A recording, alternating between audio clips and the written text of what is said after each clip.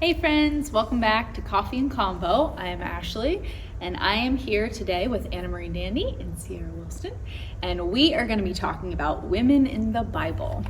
I think we're just going to kick it off. Let me ask you, I'll start with you, Anna Marie. Who are some of your favorite women in the Bible? I like these obscure women that we don't know too much about, but one of my favorites is Phoebe. And she's just mentioned once in the book of Romans in this list of where Paul is commending people. In Romans 16, yes. not Romans 1. Yes, and so in that version, it says that she's a sister, she's a servant in some, and a succorer. So basically meaning it's a deacon or a benefactor are the English words, depending upon the translation that are there. But that word for benefactor is prostatus. And it's only used in this one time for Phoebe. And so when you see a word in the Bible that is only used one time, you have to go to outside sources to see how it's used and for the translation issues. And so everywhere else that it's used for a servant leader, but in the sense of someone with power coming in and helping those who are oppressed or who need help in some way. So when Paul is pointing out Phoebe and is asking the church very specifically, like, hey, you need to make sure that you are giving her the proper respect and helping her wherever she needs. It is because she was this powerful woman. It's also in a list where she was probably the leader of the church, had a church in her home, a very wealthy woman who would help Paul however he needed, where she would have been the one who was preaching. She would have been the one who was helping the poor, giving out of her finances to travel. And so Paul is pointing her out specifically like, hey, this is a powerful woman. You should be respecting her and listening to her. So yeah. I love Phoebe. Yeah. I have a few. I know we have a few. And we have like 20 minutes, so I'm like, we're just going to take all the time and it's going to be fine. There's so many women. Yeah. I actually while you were talking, I was thinking about Jesus's interactions with women and the women in the gospel specifically.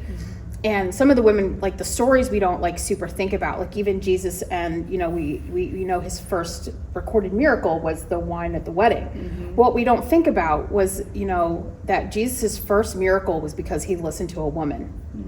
So he's at this wedding, we know the story, the wine is going out and Jesus' mother comes to him and she's like, hey, like, we're running out of wine, I need you to do something about it. And Jesus' response is not, okay, it's, woman, this is not yet my time.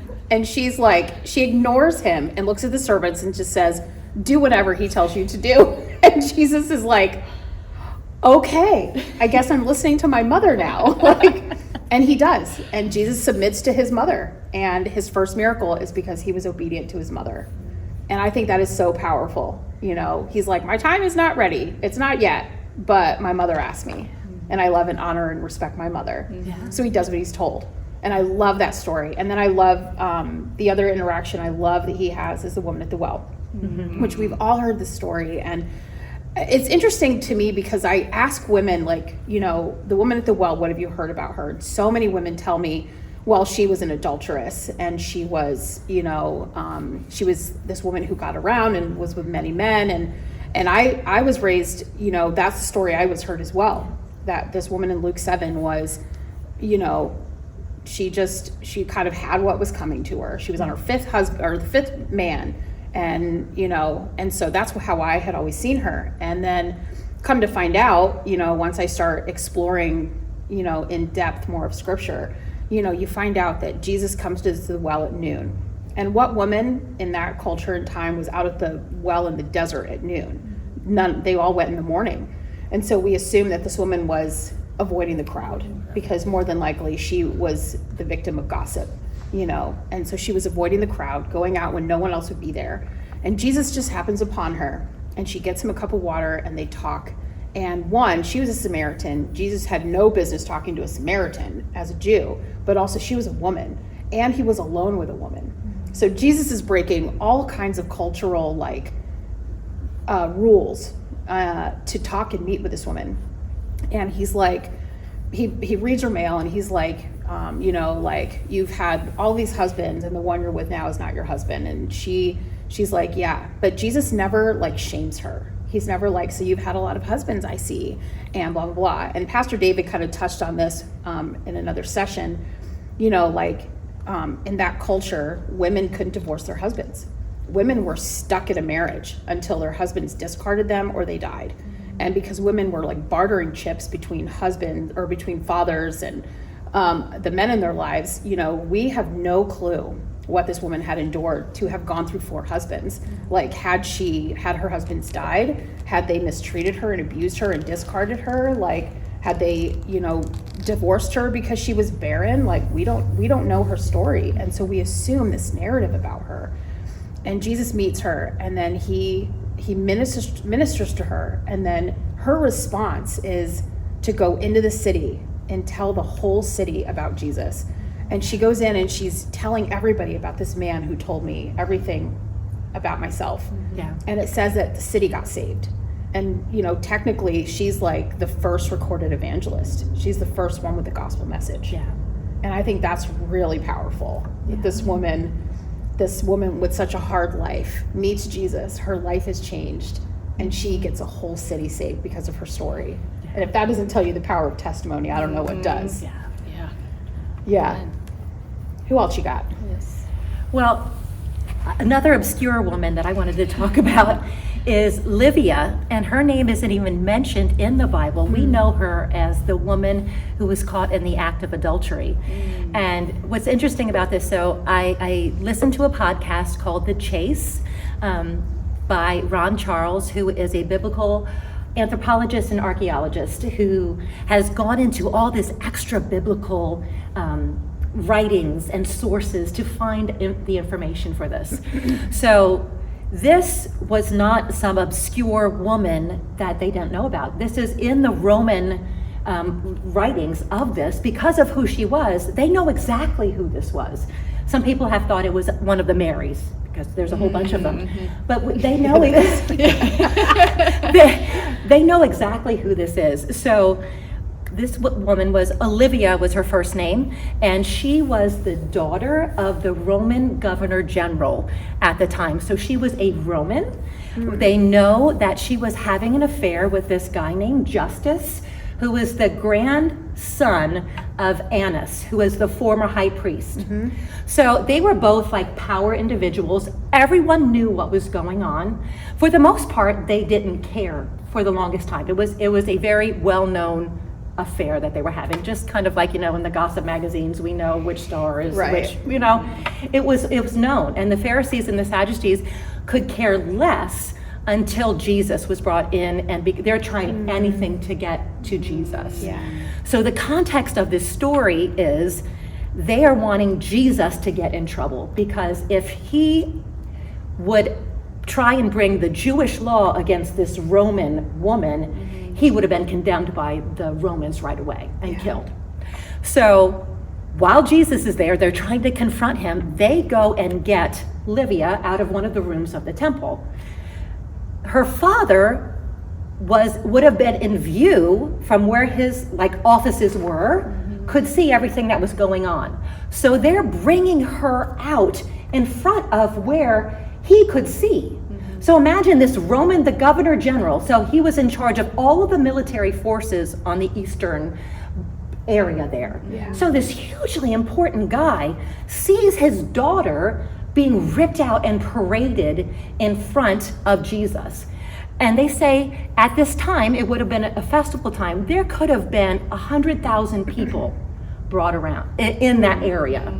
And the Pharisees are basically silencing everyone and say, hey, get your attention here. I want to tell you about this. And they're trying to trap Jesus into condemning her. So they're just trying, they didn't bring justice. They know exactly who's going on. He's the granddaughter of a former high priest. Yeah. They're not going to get him in trouble. They're trying to get her in trouble. And the governor general, very much, if Jesus does anything, Jesus would have been gone. But Jesus doesn't really address Olivia at all in the beginning. He's just saying, whoever is without sin, cast the first stone. And so we know the story, one by one they leave. And so then he talks to Livia, and we find out that, and no one condemns me, and she goes off. But we do know what happens historically after that. She goes away, converts her entire household because she's received this forgiveness. Her father we don't know, he honors Jesus. We don't know if he really converts, but has real respect for Jesus. She goes off. They later move to Damascus. She sets up the first church there. It's called, I think, the Church of Forgiveness, and it's still standing in Damascus today. She also talks her father into making Damascus an international city, which was an international city back then, because this empire was made up of all these different cultures. If you had that designation for a city, you were allowed to have freedom of religion. And most of the other cities, you would not have been able to do that. And because she asked her dad to make it the city, she then was enabled and financed the Arabic translations of the Bible. Wow. All these letters, all these churches. And so because she had received forgiveness, we have, like the Arabic Bible, we have a lot of these different books and stuff that were translated in there because she received the forgiveness and then went out and made sure that others were able to receive that forgiveness as well. Such a cool person. That is yes. So cool. Again, the power of testimony. Yes. I was thinking the same thing. Right? Yes. He did it for me, he'll do it for you. Yes. Yeah. Wow. That's actually was stuff amazing. I didn't know. No, I did not know that. Thank you so much. So good. Oh. Do you have another one? I always have another one. One that I love that I never ever heard of her until I started my journey down this road of learning about women in the Bible in 2016 was Abigail. I knew that she was one of David's wives and whatever, but I never really heard her story. And so I find her story fascinating because, again, it was a woman who did something that was countercultural and God honored her for it. So Abigail was married to a guy named Nabal, whose hilariously name translates in English as idiot. It's my favorite part of the story. So she's married to this guy. And so David's men are passing through on their way to war. And so a messenger goes to Nabal's house and is like, hey, King David is passing through and he needs supplies. And so he needs all these things. You need to give him all of this stuff. And Nabal is like, pass, and goes and gets drunk. And the messenger goes back and David's like, yeah, kill their family. And which is an extreme reaction for one. I'm sorry you didn't give me your sheep. Goodbye. That's right. David had some big feelings. But so the messenger goes back and Abigail is like, okay, I have to do something about this. So Abigail, in the middle of the night while her husband is passed out drunk, she packs everything David requested up and takes it to him personally. And she puts himself at her mercy, at his mercy, and apologizes for her husband. And is like, here's everything you asked for. I'm basically sorry my husband's an idiot. Here's what can I do to make this right? And David honors her and forgives her family and sends her home. Her husband dies 3 days later, which is crazy. And then David marries her. David gets word of this and marries Abigail. And my theory, I don't have anything to say, the Bible says this, but my theory is that David saw a powerful woman. He saw a woman who wasn't afraid. And An honor, maybe. Yeah, I think it's cool. I think it's just a cool story. I think Abigail is just someone we don't ever hear about because she's just a blip in David's story. Yeah. She's one I think is really rad. Yeah. Do you want to talk about JL? I do. I know our camera woman is excited. JL. Well, talk about counterculture.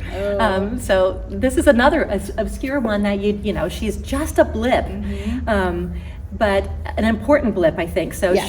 she comes up in the story of Deborah, who I love Deborah as well. We all know Deborah. So Deborah was the judge at the time and was leading the troops out because Barak didn't want to, or was afraid to. So Deborah goes out and they're fighting Sisera. And so the battle doesn't go well for Sisera. He flees and is trying to get away. And he goes into the tent of Jael, which is, so Jael was a Kenite. So she was actually related, so that goes back to, she was of the family of Jethro, who was Moses's father-in-law. So not Hebrew, but probably had some kind of good relationship with the Israelites in general, and so her husband probably had more sympathy towards Sisera. We don't know for sure, but by the family line. So it's interesting that Sisera goes into a woman's tent. Yeah. Back then, it wasn't like husband and wife had the same tent. Most of the time, the husband had their own tent, the wife had, or wives each would have had their own tent. So even a guy going into the tent of a woman would have been very unusual. So she goes in and she uses her wits, but has a plan, so she waits and she gives him milk. Like, I'm gonna make him sleepy, let's give him some more milk, waits till he is asleep, and then takes a tent peg and drives it through his skull. A little violent there, but so very counterculture to even what we think of femininity, but she knew who the enemy was. Yeah. She used what she had available. Women back then they made their own tents. They were the ones that set up the own tents. So she wouldn't have had like a weapon. She would not have been able to overpower this guy if he just came into the tent with a sword. Right. She used what she had. She lulled him to sleep. All of this would have been against what would have been okay for how you welcome a visitor. Yeah. Right? Because, so. In any culture. In any culture, yes. So she lulled him to sleep, drove the tent peg through his head. Yeah. And then actually fulfilled what Deborah had said, that the victory would come through a woman. Yeah. And so she got the victory. But think about like even the physical strength it would have taken. This is kind of like a gory side of it, but if you think about it, like a skull is not like, pushing something through something soft and gooey. It's a bone. Yeah. And it wouldn't have just been like a quick ba-doom, and it's through. Like she had to like really work to get that through, which she might have been a strong chick, because I'll tell you what, like, yeah, her story is nuts. It is nuts. I like it. Yes. I'm not.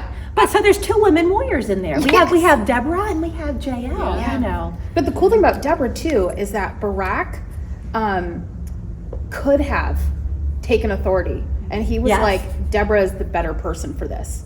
Like he submitted to Deborah. He was like, let her do it. Yeah. Like it wasn't. I've heard the narrative. Deborah was there because there was no one else. Right. No. Right. No. Yeah. No. The last woman I want to talk about quickly is actually not, she's also a blip in the Bible, and she's a pagan queen, actually. So it's not like there's some big biblical thing, but I think it's one of those stories that like, I just want, like when we talk about people, I want the truth for their stories to be what we're telling. And we all know the story of Esther. We know Esther's story. She's one of our like heroes of the Bible.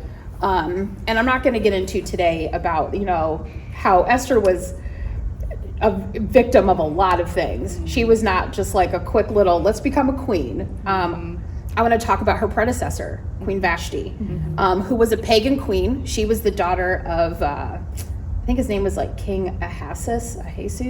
I don't know how you say it, something. She was a pagan queen. So don't hear me being like, she's biblical womanhood. She's a pagan queen. But I think what's interesting about her story is growing up, when I heard about Vashti, all I heard was that she was banished for being the worst wife on the planet. Like I was under the impression that she must have done something really awful for the king to banish her, right? Yeah. But when you read the story, so the king had been feasting with his friends. They were all wasted. They had been partying for like, it was like day 7 when King Xerxes calls for her to parade her in front of his guests in her royal crown. Some scholars have suggested that he called for her to parade in just her crown. Yeah. I don't know for sure, but I've heard some scholars have suggested that. And so you've got this woman who is like being asked to put herself in a highly dangerous situation, for one, but also a highly disrespectful situation for a queen especially. And so the guys go to get her, and she's like, yeah, tell my husband no thank you. And the king gets mad, right? And so after the feast, he calls his wise men. And they're like, so what do we do? What do we do to Vashti? Because she disobeyed you. She has not obeyed the command of King Xerxes. So this is what they say. This was actually why Queen Vashti got banished. Queen Vashti has done wrong not only against the king, but also against all the nobles and peoples of all the provinces of King Xerxes. For the queen's conduct will become known to all the women, and so they will despise their husbands and say, King Xerxes commanded Queen Vashti to be brought before him, but she would not come.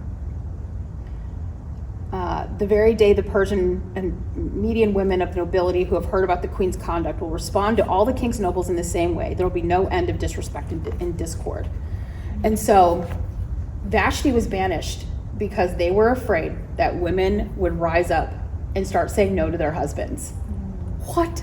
That is not the story we all heard growing up. Like that's not the story we heard. We heard banishment for God knows what, but it was because they were afraid that women would learn to use their no. And that story has blown my mind as long as I've really read it, because it's right there.